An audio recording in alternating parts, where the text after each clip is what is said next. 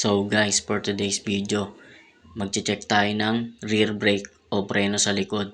Ipapakita ko sa inyo kung paano ang pagbabaklas at kung kailangan na ba palitan yung pyesa. So dito guys, makikita nyo no, hinahanda na natin yung jack para may angat natin.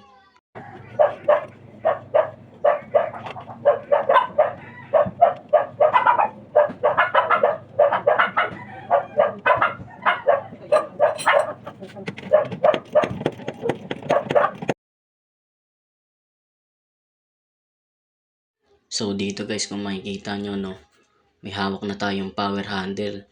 Tsaka yung gamit natin na socket dyan is size 20mm. Magluluwag na tayo ngayon ng stud bolt. Sa pagluluwag nga pala nito guys, pihit lang natin yung pakaliwa.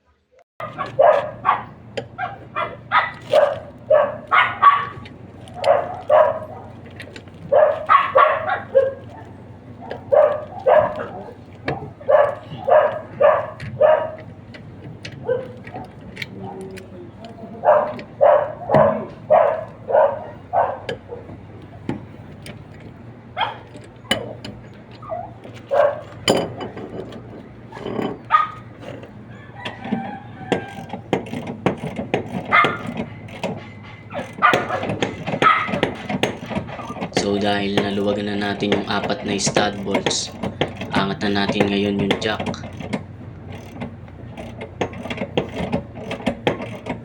So guys, nakalimutan natin bagitin no.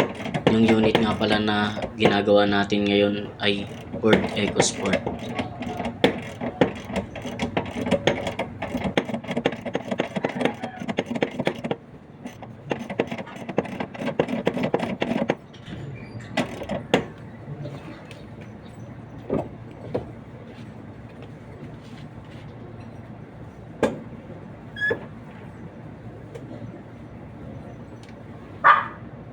Dito guys, kung makikita nyo gumalaw yung sasakyan no, nirelease kasi natin yung handbrake.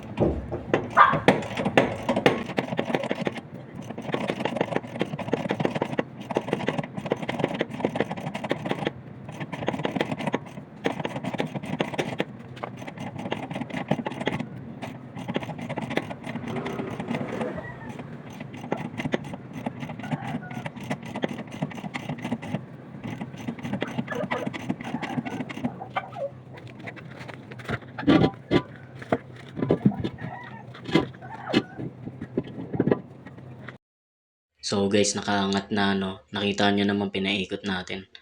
At nilagay na natin yung kalso. Inayos natin yung pagkalagay.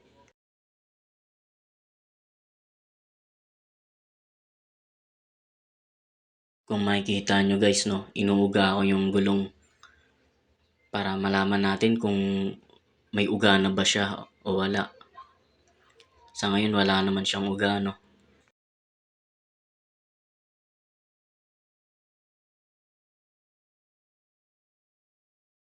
So magtatanggal na tayo ng stud bolt.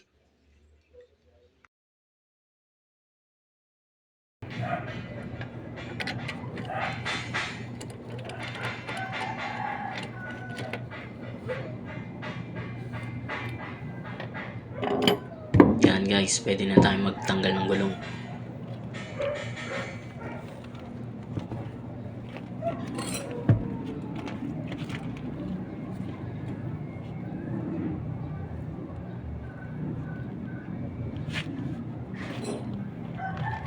Kung makikita nyo guys no, may hawak tayong tornilyo dyan. 12mm nga pala yung guys, tornilyo na yan. Yan ang gagamitin nating puller para matulak yung brake drum. Pag hindi kasi natin yan ginamitan ng puller guys, hindi natin yan mahuhugot.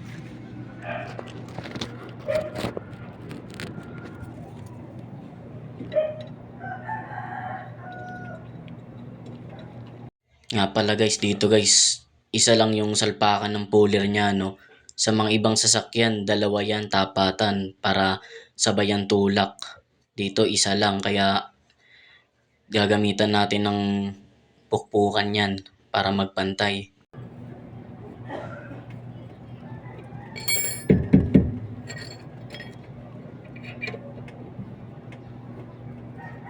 Pinipilit lang natin pakanan yan mga boss para itulak niya yung brake drum palabas.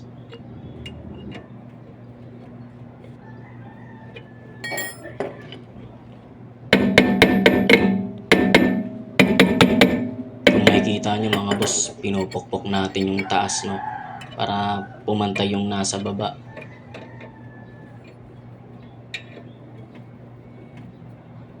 Dito guys, niluluwagan na natin yung tornilyong kinabit natin, no, para mauga-uga na natin yan at mabubunot na natin.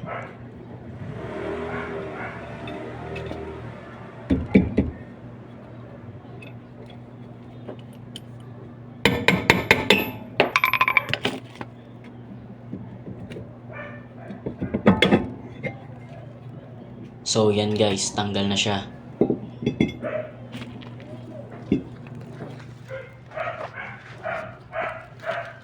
Kung makikita nyo mga boss, no, makapal pa yung brake lining niya, no, kaya ang gagawin natin dyan is lilinisan na lang natin yan.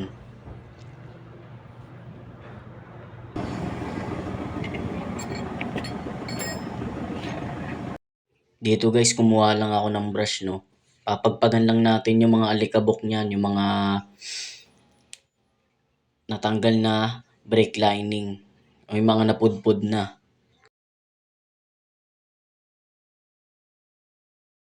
Makikita nyo mga boss, no, grabe alikabok, kaya ganyan lang, linis-linis lang tayo dyan, pagpagpagin lang natin.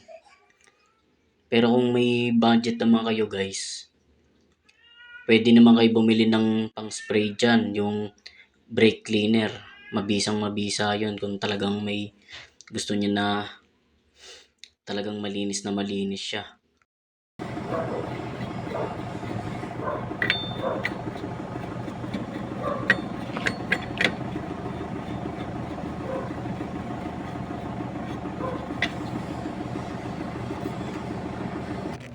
Dito guys, yung brake drum naman yung babrushin natin guys. Yan o, grabe yung alikabok kung makikita nyo. Tsaka guys, lumayo kayo kapag nagpapagpag kayo o magmask kayo kasi delikado yan pag nalanghap. Hindi yan natutunaw sa loob ng katawan natin.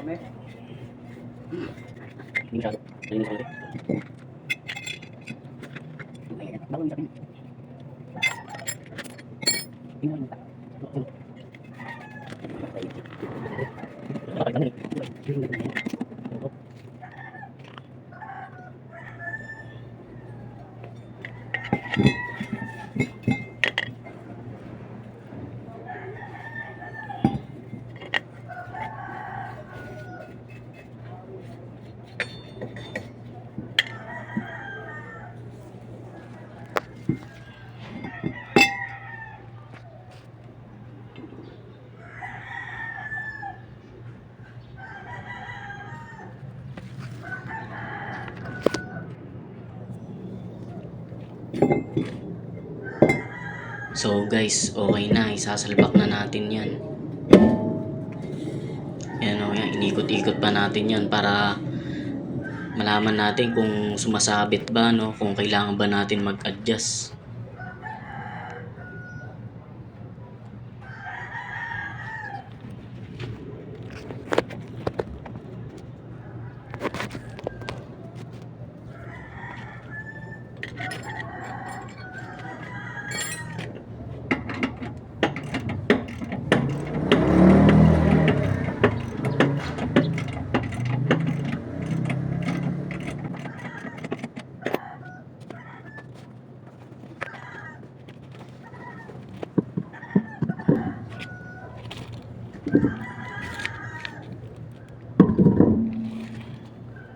Dito guys, sasalpak na natin yung gulong kasi all goods na yan para yung kabila naman.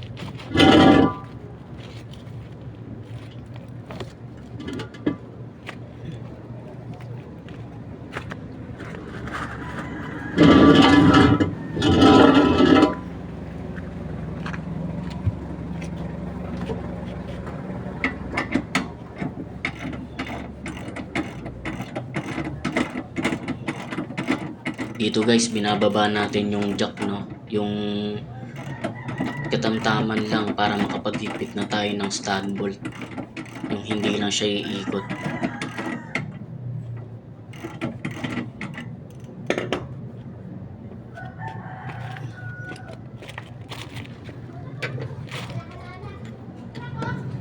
Yan guys, higpitan na natin yan. Sa pag-iigpit pala niyan guys, hindi sobrang luwag, hindi sobrang sikip. Kailangan katamtaman lang para maiwasan nating maputulan ng stud. So guys, pasubscribe naman ako ng channel ko para mag-upload pa tayo ng mas marami pang video, no?